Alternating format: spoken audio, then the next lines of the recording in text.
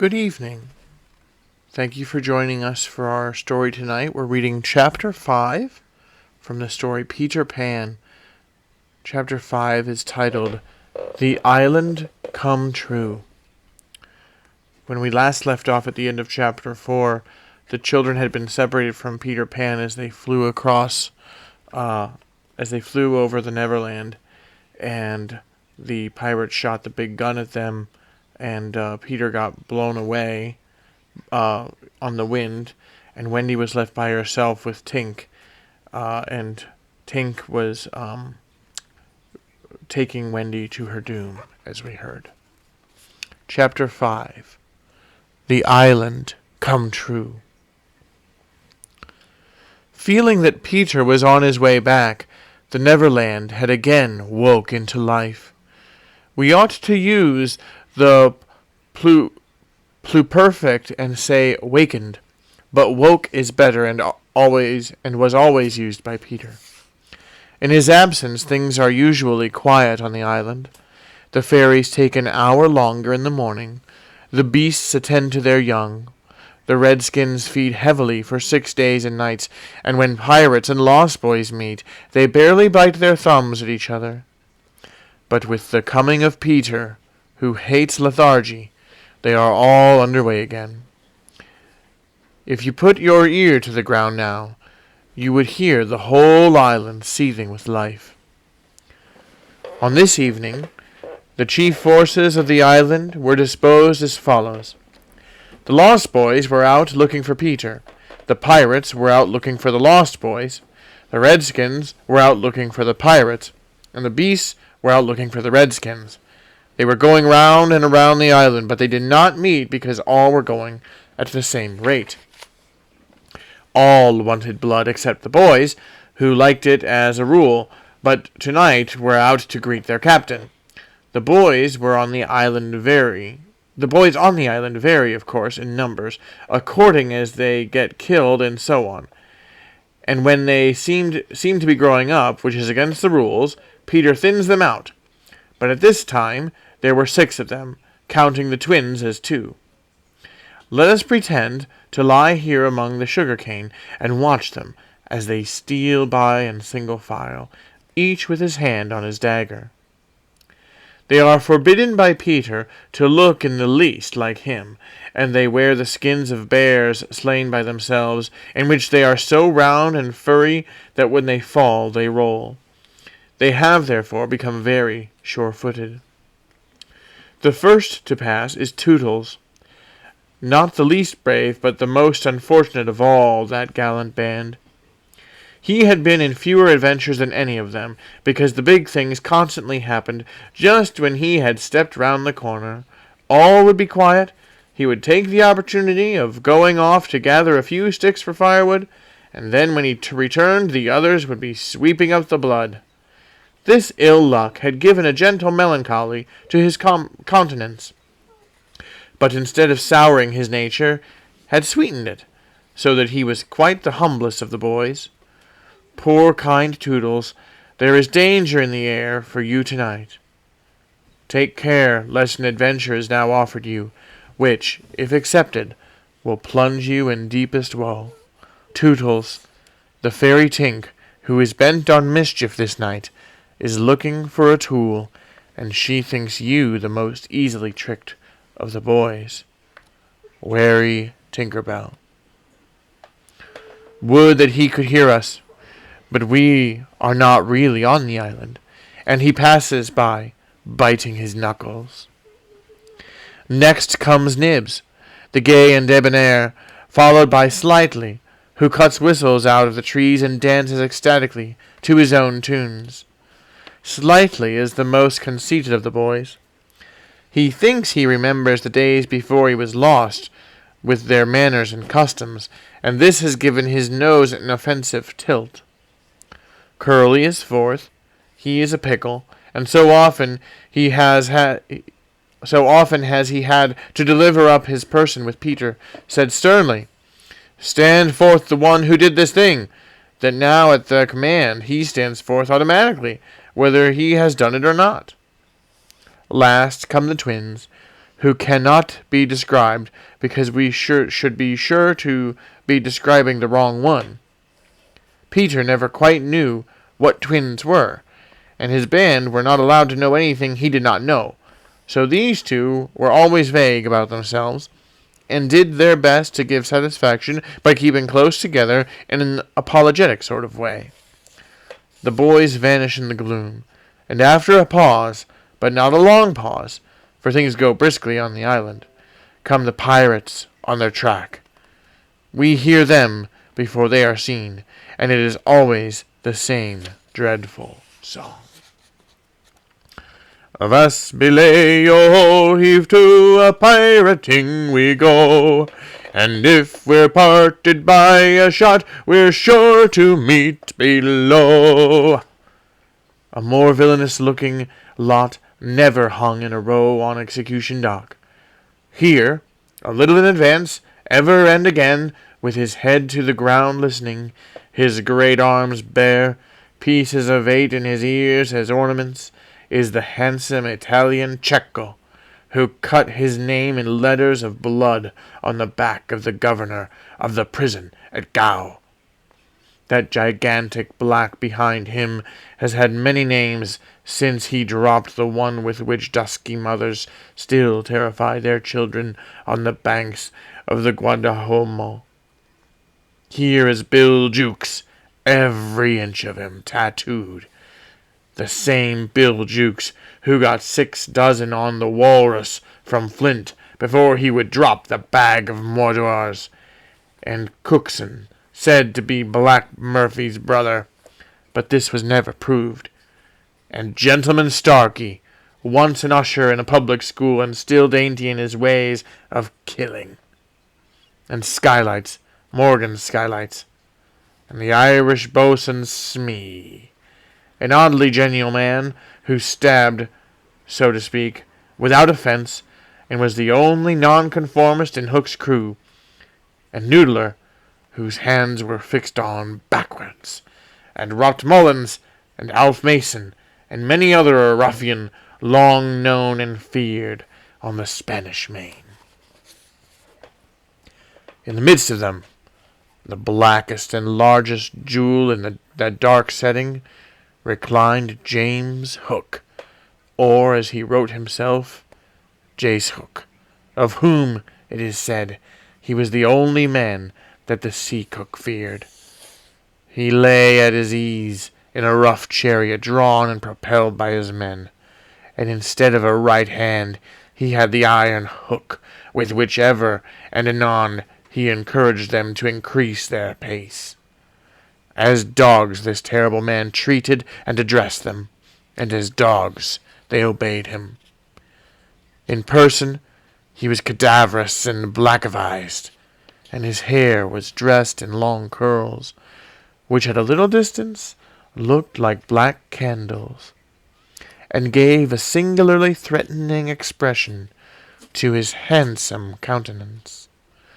His eyes were of the blue of the forget-me-not, and of a profound melancholy, save when he was plunging his hook into you, at which time 2 red spots appeared in them, and lit them up horribly. In manner, something of the Grand Seigneur still clung to him, so that he even ripped you up in the air with an air, and I have been told that he was a raconteur of repute. He was never more sinister than when he was most polite, which is probably the truest test of breeding, and the elegance of his direction, even when he was swearing, no less than the distinction of his demeanor, showed him one of a different caste from his crew. A man of indomitable courage, it was said of him that the only thing he shied at was the sight of his own blood, which was thick and of an unusual color.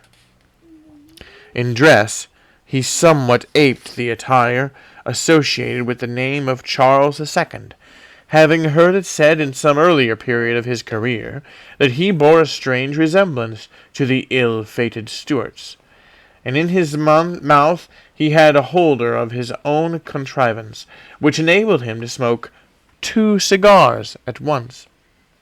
But undoubtedly the grimmest part of him was his iron claw.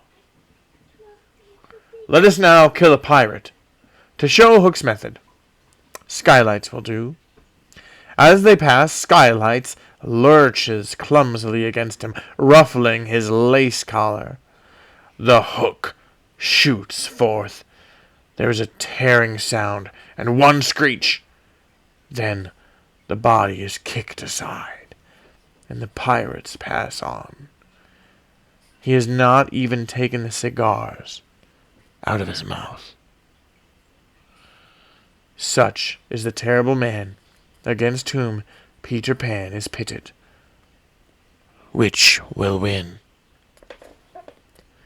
On the trail of the pirates, stealing noiselessly down the warpath, which is not visible to inexperienced eyes, came the redskins, every one of them with his eyes peeled. They carry tomahawks and knives, and their naked bodies gleam with paint and oil.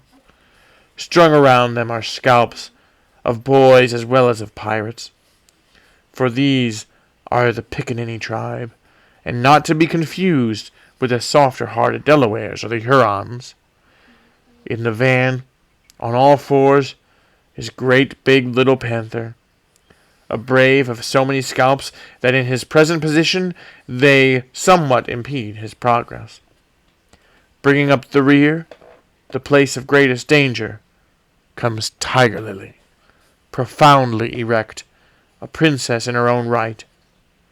She is the most beautiful of dusky Dianas, and the belle of the Pickaninnies, coquettish, cold, and amorous by turns. There is not a brave who would not have the wayward thing to wife, but she staves off the altar with a hatchet. Observe how they pass over fallen twigs without making the slightest noise. The only sound to be heard is their somewhat heavy breathing. The fact is that they are all a little fat just now after heavy gorging, but in time they will work this off. For the moment, however, it constitutes their chief danger. The redskins disappear as they have come like shadows, and soon their place is taken by the beasts, a great and motley procession. Lions, tigers, bears, and the innumerable smaller savage things that flee from them. For every kind of beast, and more particularly, all the man-eaters live cheek by jowl on the favored island. Their tongues are hanging out. They are hungry tonight. When they have passed, comes the last figure of all, a gigantic crocodile. We shall see for whom she is looking presently. The crocodile passes, but soon the boys appear again, for the procession must continue indefinitely until one of the parties stops or changes its pace. Then quickly they will be on top of each other. All are keeping a sharp lookout in front, but none suspects that the danger may be creeping up from behind. This shows how real the island was. The first to fall out of the moving circle was the boys. They flung themselves down on the sword, close to their underground home. "I do wish Peter would come back," every one of them said nervously, though in height and still more in breadth they were all larger than their captain. "I am the only one who is not afraid of those pirates," Slightly said, in a tone that prevented his being a general favorite. But perhaps some distant sound disturbed him, for he added hastily, "But I wish he would come back, and tell us whether he has heard anything more about Cinderella." They talked of Cinderella, and Toodles was confident that his mother must have been very like her. It was only in Peter's absence that they could speak of mothers, the subject being forbidden by him as silly. "All I remember about my mother," Nibs told them, "is that she often said to Father, 'Oh, how I wish I had a checkbook of my own.' I don't know what a checkbook is, but I should just love to give my mother one." While they talked, they heard a distant sound. You or I, not being wild things of the woods, would have heard nothing, but they heard it, and it was the grim song. Yo ho, the pirate life, the flag, a skull and bones, a merry hour, a hempen rope, and hey for Davy Jones. At once the lost boys, but where are they? They are no longer there. Rabbits could not have disappeared more quickly. I will tell you where they are. With the exception of Nibs, who has darted away to reconnoitre, they are already in their home under the ground, a very delightful residence, of which we shall see a good deal presently. But how have they reached it? For there is no entrance to be seen, not so much as a pile of brushwood, which, if removed, would disclose the mouth of a cave. Look closely, however, and you may note that there are here 7 large trees, each having in its hollow trunk a hole as large as a boy. These are the 7 entrances to the home under the ground, for which Hook has been searching in vain these many moons. Will he find it tonight? As the pirates advanced, the quick eye of Starkey sights Nibs, disappearing through the wood, and at once his pistol flashed out, but an iron claw gripped his shoulder. "Captain, let go!" he cried, writhing. Now, for the first time, we hear the voice of Hook. It was a black voice. "Put back that pistol first," it said, threateningly. "It was one of those boys you hate. I could have shot him dead." "Aye, and the sound would have brought Tiger Lily's redskins upon us. Do you want to lose your scalp?" "Shall I after him, Captain?" asked pathetic Smee. "And tickle him with Johnny Corkscrew?" Smee had pleasant names for everything, and his cutlass was Johnny Corkscrew, because he wriggled it around in the wound. One could mention many lovable traits in Smee. For instance, after killing, it was his spectacles he wiped instead of his weapon. "Johnny's a silent fellow," he reminded Hook. "Not now, Smee," Hook said darkly. "He is only one, and I want to mischief all the 7. Scatter and look for them." The pirates disappeared among the trees, and in a moment their captain and Smee were alone. Hook heaved a heavy sigh, and I know not why it was. Perhaps it was because of the soft beauty of the evening. But there came over him a desire to confide to his faithful boatswain the story of his life.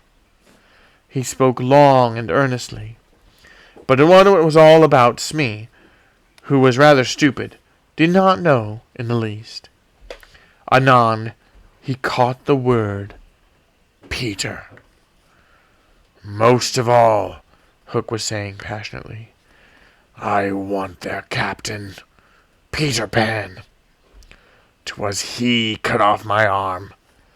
He brandished the hook threateningly. I've waited long to shake his hand with this. Oh, I'll tear him." "And yet," said Smee, "I have often heard you say that Hook was worth a score of hens for combing the hair and other homely uses." "Aye," the captain answered. "If I was a mother, I would pray to have my children born with this instead of that."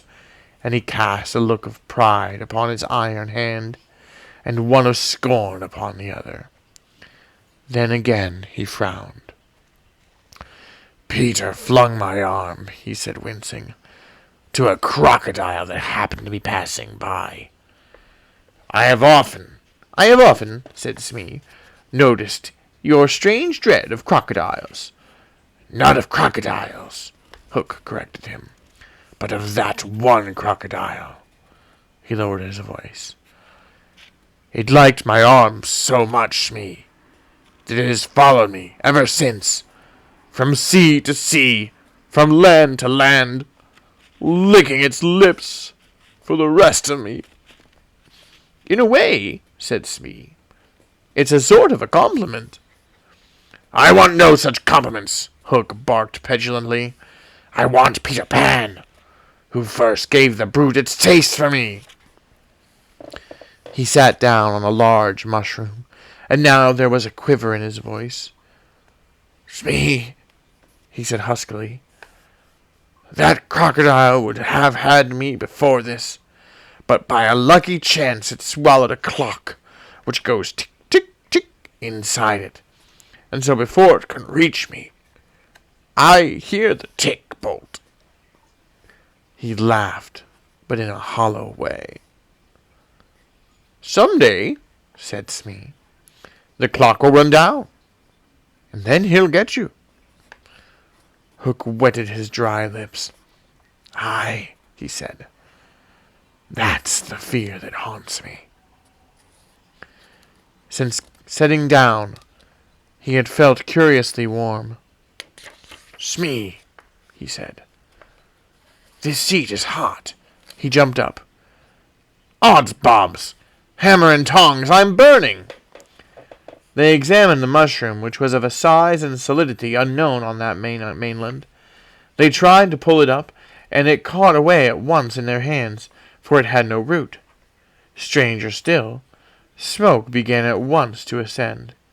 The pirates looked at each other. A chimney! They both exclaimed.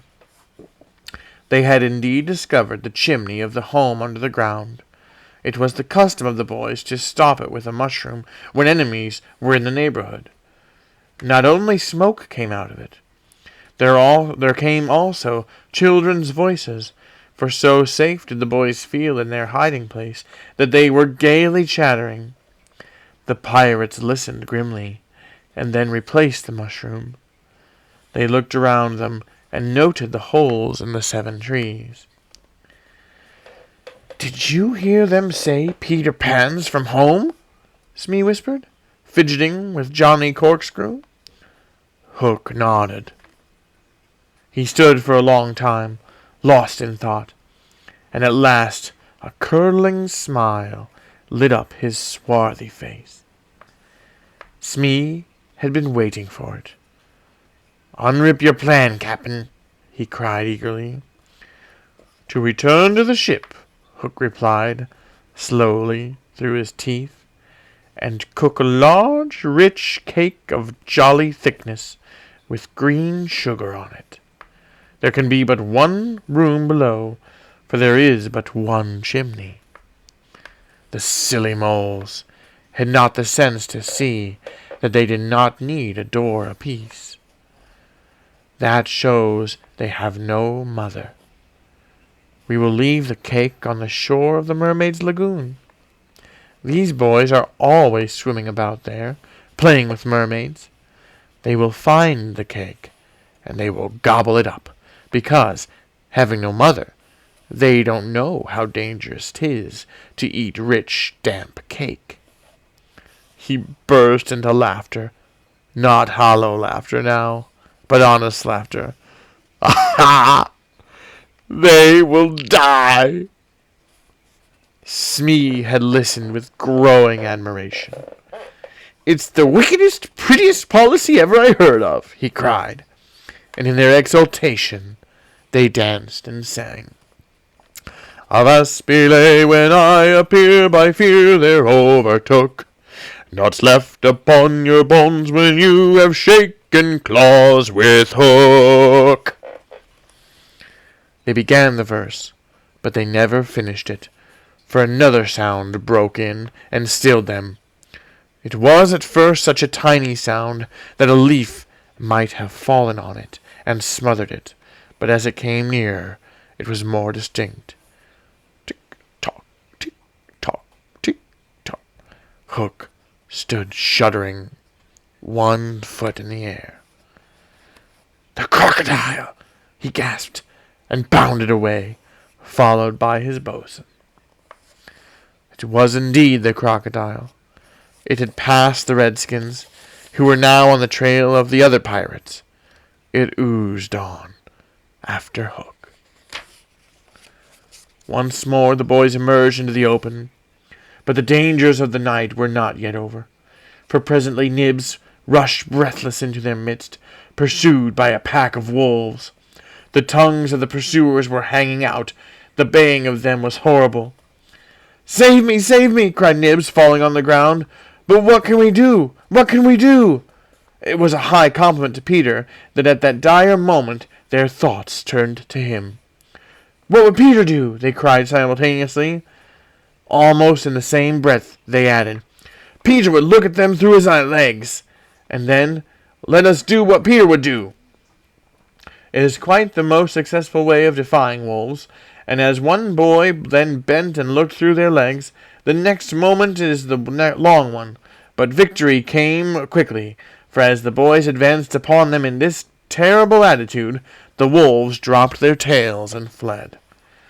Now Nibs rose from the ground, and the others thought that his staring eyes still saw the wolves, but it was not the wolves he saw. "I have seen a wonderfuller thing," he cried, as they gathered around him eagerly. "A great white bird. It is flying this way." "What kind of a bird, do you think?" "I don't know," Nibs said, awestruck. "But it looks so weary, and it flies, it moans. Poor Wendy." "Poor Wendy?" "I remember," said Slightly instantly. "There are birds called Wendies." "See, it comes!" cried Curly, pointing to Wendy in the heavens. Wendy was now almost overhead, and they could hear her plaintive cry. But more distinct came the shrill voice of Tinker Bell. The jealous fairy had now cast off all disguise of friendship, and was darting at her victim from every direction, pinching savagely each time she touched. "Hallo, Tink!" cried the wondering boys. Tink's reply rang out. "Peter wants you to shoot the Wendy." It was not in their nature to question what Peter ordered. "Let us do what Peter wishes," cried the simple boys. "Quick! Bows and arrows!" All but Toodles popped down their trees. He had a bow and arrow with him, and Tink noted it, and rubbed her little hands. "Quick, Toodles, quick!" she screamed. "Peter will be so pleased!" Toodles excitedly fitted the arrow to his bow. "Out of the way, Tink!" he shouted. And then he fired, and Wendy fluttered to the ground with an arrow in her breast. That was the end of Chapter 5. Peter Pan. Thank you so much for listening, everyone. Have a good night.